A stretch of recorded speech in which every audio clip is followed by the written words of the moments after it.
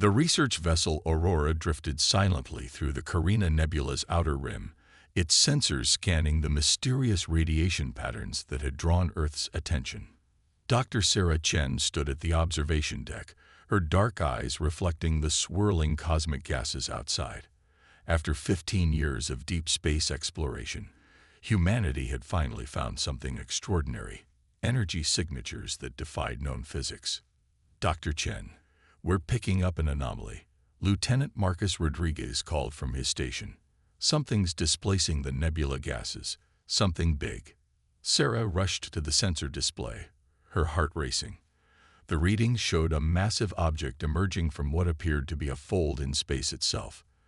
The object's surface rippled like liquid metal, reflecting the nebula's colors in mesmerizing patterns. All hands, first contact protocols. Captain Diana Walsh's steady voice came through the ship's comm system. Remember your training. We represent all of humanity here. The Aurora was no warship. Its crew of 50 consisted mainly of scientists and researchers, with minimal security personnel. They had prepared for this moment, but nothing could truly ready them for humanity's first encounter with an alien civilization.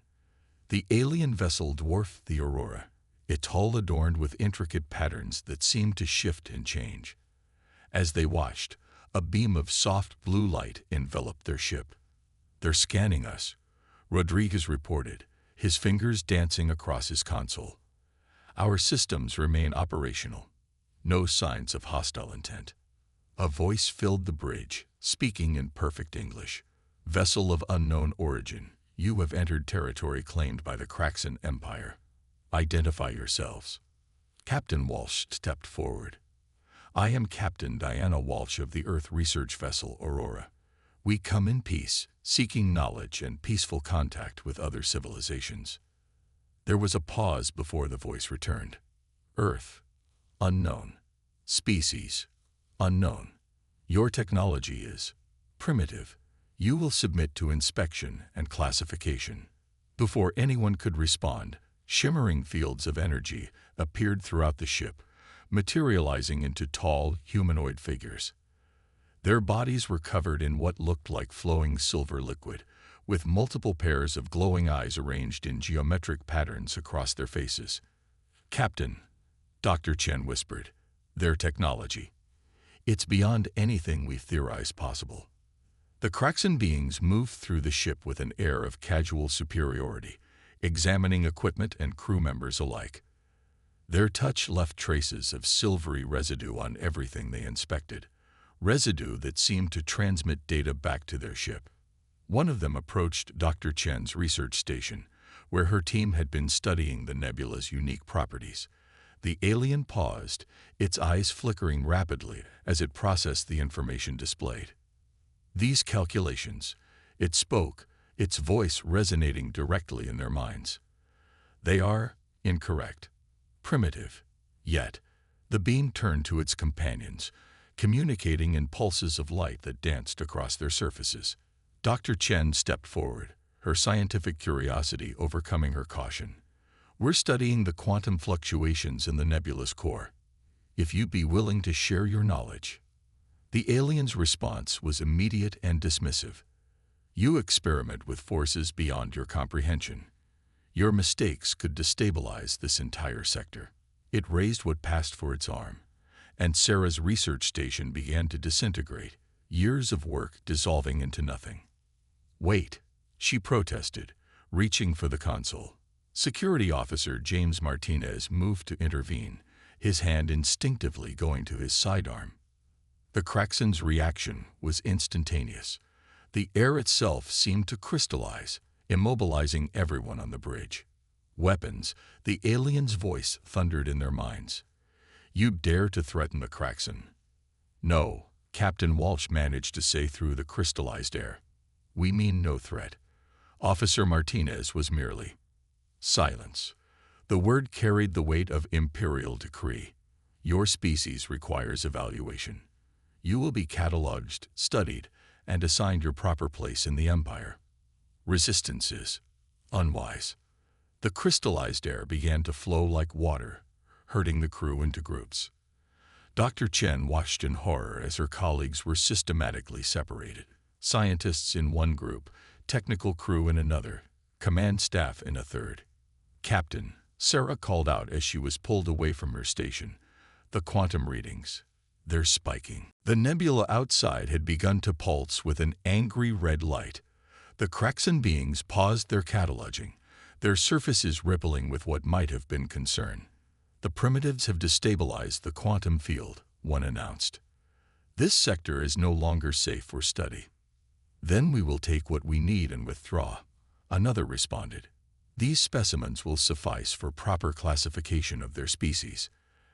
As the crystalline force field began to transport crew members to the Kraxan vessel, Captain Walsh's voice rang out one last time. "Earth will come for us. We are not alone." The last thing Dr. Chen saw before the teleportation took her was the nebula's light reaching out like angry tendrils toward both ships, a cosmic force that neither human science nor Kraxan arrogance had fully understood. The research vessel Aurora and its encounter with the Kraxan Empire would soon become more than just humanity's first contact with alien life. It would become the catalyst for a conflict that would reshape the understanding of what it meant to be human, and teach an ancient empire the cost of underestimating the younger species that refused to be classified, cataloged, or controlled. 6 weeks after the Aurora's disappearance, the Kraxan High Council convened in their gleaming citadel on Prime World. The chamber's walls shimmered with living metal, displaying real-time data from across their empire. At the center, suspended in a column of light, floated Supreme Overseer Vaxter, their crystalline form pulsing with bands of authority purple. "The specimens continue to resist classification," reported Scientific Director Melloran. Their surface rippled with frustration as they projected images of the human prisoners. "They demonstrate unprecedented behavioral patterns." The images showed the captured Aurora crew, still maintaining their command structure despite separation. Dr. Chen had organized the scientists into research teams, analyzing their prison environment. Captain Walsh led daily exercises, keeping morale high. Even in captivity, they adapted, innovated, studied their captors. Fascinating. Vaxter's thoughts reverberated through the chamber. "They behave as if they were equals, not specimens. Such delusion must be corrected." New images appeared. Massive Kraxan warships engaging small Earth vessels near the nebula's edge. The human ships, despite their primitive technology, demonstrated remarkable agility. They fought like cornered animals, refusing to surrender even when heavily damaged. "Their home world sends more ships," military commander Xtor reported. "Primitive vessels, barely worthy of notice." Yet, their form flickered with reluctant admiration. "They fight with unexpected effectiveness. We've lost 12 ships." "Impossible." Vaxter's voice crackled with disbelief. "Our technology is centuries beyond theirs. Show me." The chamber filled with battle footage. Human ships executing maneuvers that seemed to defy physics, crews fighting on even as their vessels broke apart around them. Small craft slipping through gaps in Kraxan defense screens that shouldn't have existed. The images showed a determination that bordered on madness. "They're learning," Melran observed. "Each engagement, they adapt their tactics. They've already developed countermeasures to our lower-tier weaponry." Vaxter rose higher in their column of light, their crystalline form hardening with decision. "Then we shall teach them the price of defiance. Bring the specimens to the Grand Archive. All of them." The Grand Archive was the heart of Kraxan civilization, a vast chamber where the accumulated knowledge of 1,000 conquered species was stored. Its walls were alive with the memories of countless civilizations that had learned their place in the Empire's hierarchy. Now it would serve as a stage. Dr. Chen felt the crystalline restraints tighten as she and her crewmates were arranged in neat rows before the massive archival interface. The chamber was filled with thousands of Kraxan observers, their forms shimmering with anticipation. "Humans," Vaxter's voice resonated through their minds. "Your species presents us with a unique dilemma. You possess primitive technology, yet demonstrate advanced behavioral patterns. You lack proper respect for universal hierarchy, yet show remarkable adaptive capabilities. Captain Walsh stood straight despite the restraints. We are not specimens to be classified. We are a sovereign species. Release us, and we can establish diplomatic relations. Diplomatic relations. Amusement rippled through the gathered Craxans. With primitives. Observer Kelton. Show them their place in the universe. A younger Craxan floated forward, their form still learning to hold complex patterns. They activated the archive's main interface, and the chamber filled with images of countless civilizations the Craxan had encountered, studied, and subjugated. Behold the natural order, Kelton proclaimed. From the simplest microbial colonies to the most advanced energy beings. Each species, each civilization, properly categorized and assigned their role. Those who accept their place thrive under our guidance. Those who resist. The images shifted to shows of worlds reduced to ash, species forced into evolutionary regression, civilizations whose names were now merely archive entries. Your species will be categorized, Vaxter declared. But first, you must be taught humility. Begin the demonstration. Dr. Chen watched in horror as her colleagues were selected one by one. The chosen ones were elevated into columns of light similar to Vaxter's, but these burned with a different purpose. She wanted to look away, but couldn't as the first screams began. Stop this. Walsh's voice rang out. We can negotiate.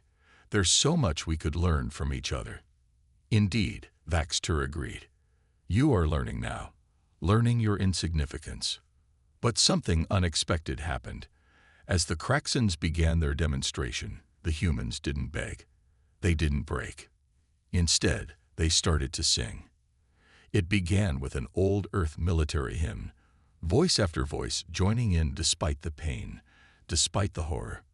Fascinating, Melran observed. Even now, they resist proper classification. Their neural patterns show no submission, only something else. That something else was rage. Pure, cold, human rage. As their companions died one by one, the survivors sang louder.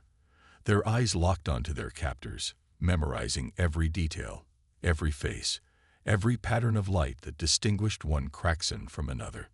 The demonstration was broadcast across Craxan space as a lesson in imperial power. It reached Earth too, where military commanders watched in grim silence.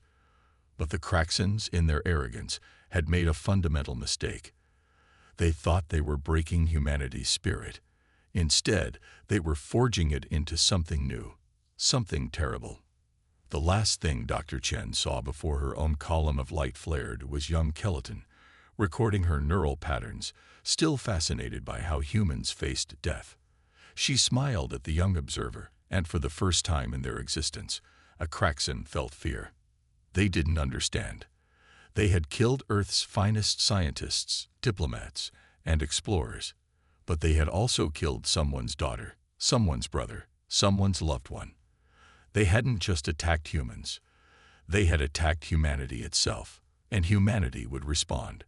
The United Earth Defense Council chamber was silent as the last images from the Grand Archive faded. Fleet Admiral Helena Santos stood before the assembled leaders, her weathered face illuminated by the holographic displays showing military assets across known space. The Craxan Empire believes they've demonstrated their superiority, she began, her voice carrying the weight of decades of command. Instead, they've shown us their greatest weakness, their pride. The displays shifted, showing detailed analyses of every Craxan ship, weapon, and tactic observed so far. Dr. Chen's final transmission from the Aurora, encoded in seemingly random nebula data patterns, had given them more intelligence than the Craxans could imagine. They think they're invincible, Santos continued. Let them keep thinking that. Operation Nemesis begins now. Around Earth, massive shipyards that had been building research vessels and colonial ships underwent transformation. Civilian factories converted to military production with ruthless efficiency. But humanity wasn't just preparing for war. They were preparing for a kind of warfare the Craxans had never seen. In a hidden facility beneath the Marianas Trench, Dr. Victor Rossi, Earth's leading quantum physicist, stood before a room of engineers and soldiers. The Aurora's final data burst revealed something extraordinary, he explained.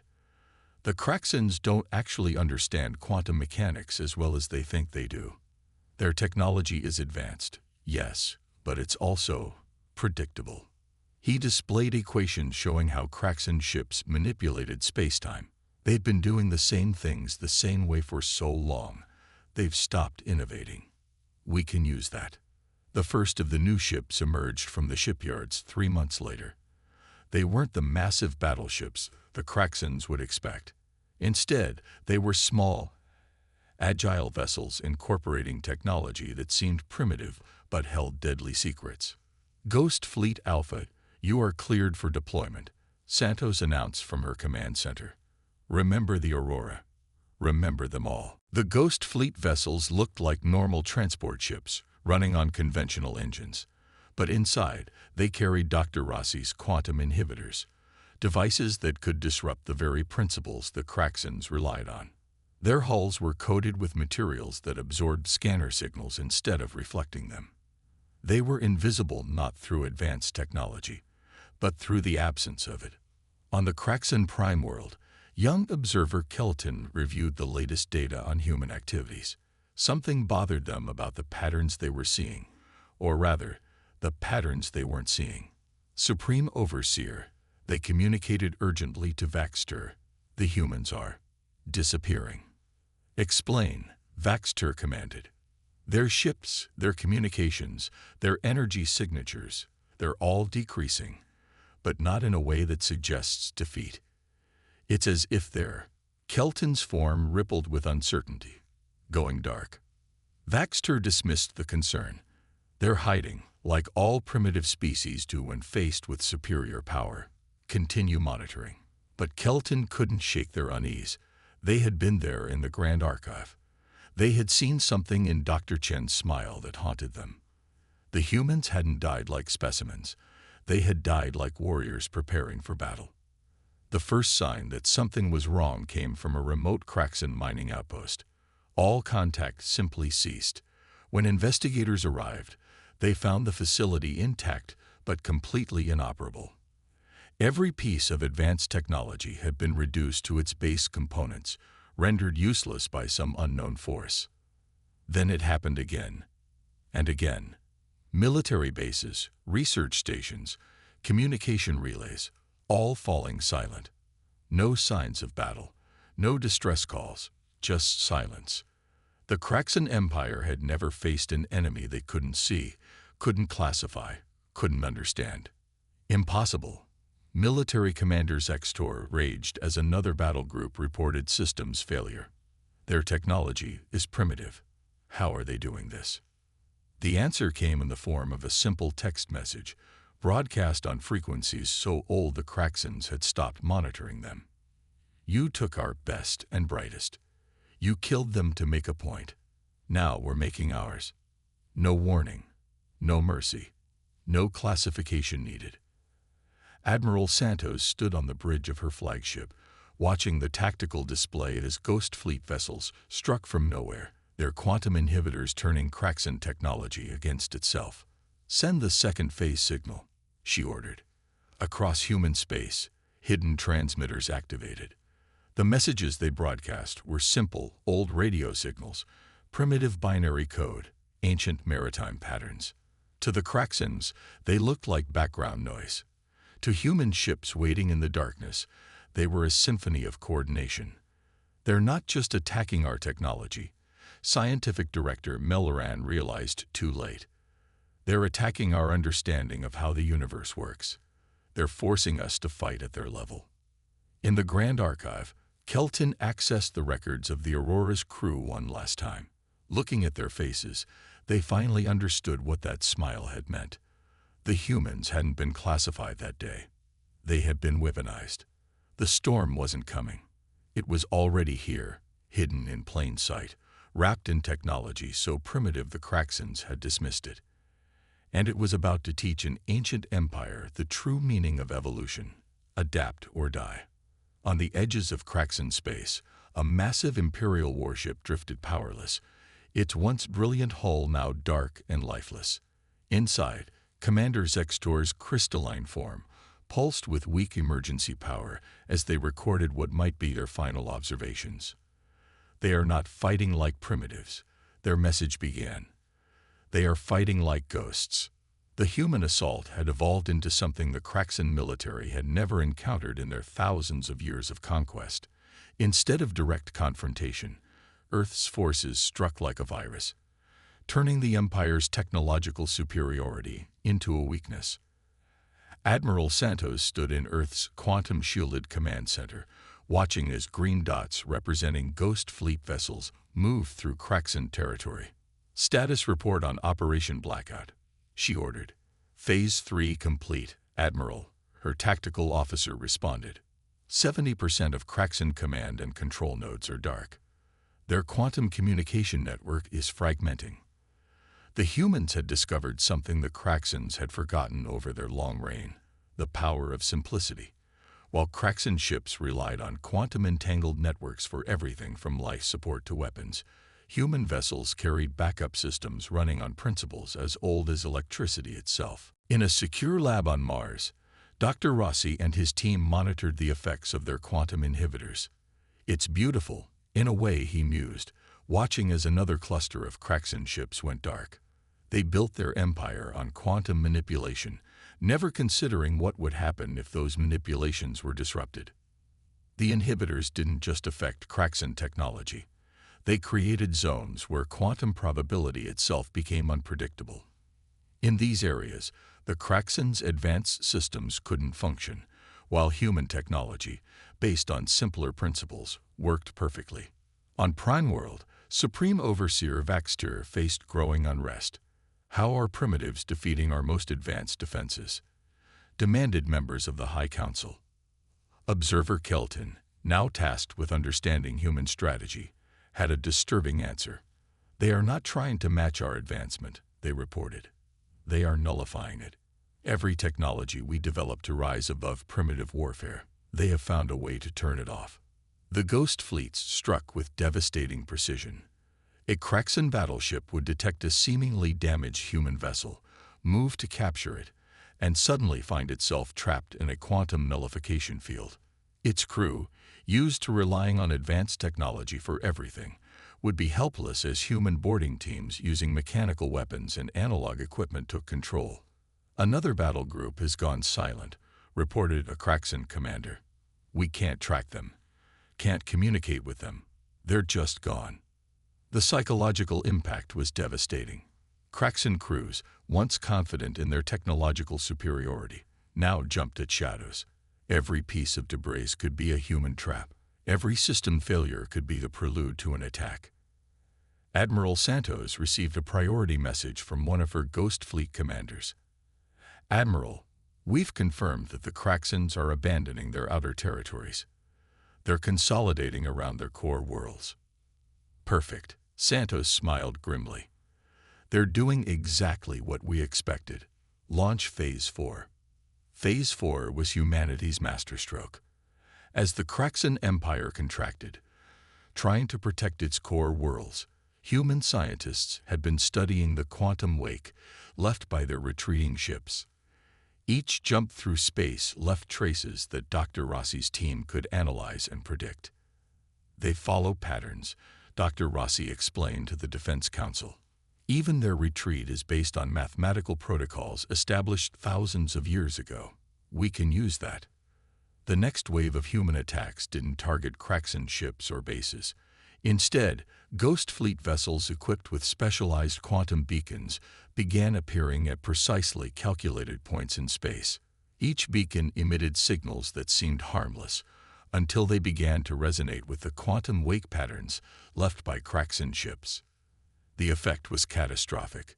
Stable quantum routes the Kraxans had used for millennia became unpredictable. Ships attempting to jump between systems found themselves off course, their quantum drives unable to compensate for the altered space-time geometry. "They've trapped us," Scientific Director Melloran realized with horror. "Not with weapons or barriers, but with mathematics. They've turned our own mastery of quantum physics against us. The Kraxan Empire, which had spent thousands of years expanding through the galaxy, suddenly found itself cut off from its own territories. Supply lines were severed not by battles, but by the impossibility of reliable quantum travel through human-disrupted space. In Earth's command center, Admiral Santos watched as more and more Kraxan signatures vanished from the strategic display. "Send the message," she ordered. Throughout Kraxan space, on frequencies their advanced systems had dismissed as noise, a simple transmission began repeating. "You tried to classify us. You tried to teach us our place. Instead, you taught us how vulnerable you really are. Surrender now, or watch your empire disappear into the quantum darkness you no longer control." Observer Kelton, studying the message, felt their crystalline form resonate with a new emotion: respect. The humans hadn't just adapted to fight the Kraxans, they had fundamentally changed the nature of warfare itself. "We thought we were superior because we had mastered the complex," Kelton reported to a stunned High Council. "They proved themselves superior by mastering the simple. And in doing so, they have made our complexity our greatest weakness." The ghost fleets continued their inexorable advance, not through overwhelming force, but through the systematic dismantling of everything the Kraxans had relied upon for their power. An empire built on quantum mastery was being defeated by an enemy who had turned quantum uncertainty itself into a weapon. And in the darkness of disrupted space, human ships waited, their primitive systems humming reliably, their crews ready to deliver the final lesson about the true meaning of technological superiority. The Kraxan High Council chamber, once a marvel of quantum engineering, now operated on emergency power. The living metal walls, dulled and static, no longer displayed their empire's glory. Supreme Overseer Vaxter's crystalline form had lost its luminescence, sustained only by basic energy fields. "The humans have given us their terms," Observer Kelton announced to the assembled council. Their voice, once transmitted through quantum resonance, now carried through simple sound waves. The terms were displayed on primitive screens, the only technology that still worked reliably in the quantum-disrupted space that now surrounded the Kraxan core worlds. Immediate cessation of all classification and subjugation programs. Release of all confined species and restoration of their sovereign rights. Dismantling of the Grand Archive's control systems. Public acknowledgement of the Aurora massacre. Submission to Earth oversight for technological de-escalation. This is impossible. Zextor's weakened form flickered with outrage. "We are the Kraxan Empire. We have ruled the stars for millennia. We rule through quantum supremacy," Mellerin countered, their scientific pragmatism finally overcoming imperial pride. "A supremacy the humans have turned into our prison. Our ships cannot navigate. Our weapons cannot fire. Our very essence is being stripped away by their quantum disruption fields." Admiral Santos watched the debate from Earth's command center, transmitted through the Ghost Fleet's surveillance network. "They still don't fully understand," she noted to her staff. "They think this is about revenge." But it wasn't just revenge. Humanity had looked at the Kraxan Empire and seen not just an enemy, but a warning. A civilization so dependent on its advanced technology that it had forgotten the fundamental principles that had led to that advancement. In orbit around Prime World, the human flagship Nemesis maintained position. Its hull, painted in radar-absorbing black, bore a single marking, a stylized image of the research vessel Aurora. Inside, Dr. Rossi's quantum monitoring equipment showed the final stages of the Kraxan Empire's technological collapse. "The disruption has reached critical mass," he reported. "Their quantum network is experiencing cascading failures. Soon, they'll be operating at our technological level, maybe even lower." This had been the true genius of humanity's strategy. They hadn't just fought the Kraxans, they had forced them to devolve. Each quantum disruption field had been carefully calibrated to create zones where advanced technology couldn't function, but simpler systems could. The Empire had been forced to retreat into smaller and smaller spaces, their technology failing at each step. On Prime World, Young Craxans who had never known anything but quantum supremacy were learning to use mechanical tools. Scientists who had dismissed primitive technology were frantically studying basic electronics. An empire built on complexity was being forced to rediscover simplicity. The humans didn't just defeat us, Kelton observed to the council. They educated us. In the Grand Archive, we thought we were teaching them their place in the universe. Instead, they taught us that we had forgotten our own. The final surrender was transmitted not through quantum channels but through simple radio waves. The Craxan Empire, which had classified and subjugated countless species, had been brought low not by superior technology, but by the very primitiveness they had despised. Admiral Santos stood on the surface of Prime World, facing the Craxan High Council. Behind her, human Marines carried simple projectile weapons, a pointed reminder of how far the mighty had fallen. Your empire was built on the belief that technological advancement was the measure of civilization. She addressed the assembled Craxans. We learned from your mistake. True advancement isn't about having the most complex technology. It's about understanding when to use complexity and when to embrace simplicity. The dismantling of the Grand Archive began immediately. As its quantum matrices were shut down, thousands of classified and subjugated species began their own journeys of recovery and independence. The Craxans, stripped of their technological supremacy, faced the ultimate irony. They would have to advance again, this time without skipping the crucial lessons of technological humility. In the ruins of the archive, observer Kelton found a small memorial the humans had erected. It displayed images of the Aurora's crew, not as specimens or test subjects, but as teachers whose final lesson had reshaped galactic civilization. We thought we were the pinnacle of evolution, Kelton reflected. But evolution isn't about reaching the top. It's about being able to adapt. The humans didn't just survive our classification system. They broke it. And in doing so, they classified themselves as something we had never encountered before, equals. Years later, the incident would be known throughout the galaxy not as the fall of the Craxan Empire, but as the Great Leveling. The moment when humanity proved that true civilization isn't measured by technological advancement, but by the wisdom to know when technology becomes a crutch rather than a tool. And in the quantum-cleared spaces where the Empire had once ruled, new civilizations arose, guided by a simple principle learned from humanity's victory. The most dangerous species in the universe isn't the one with the most advanced technology. It's the one that remembers how to function without it.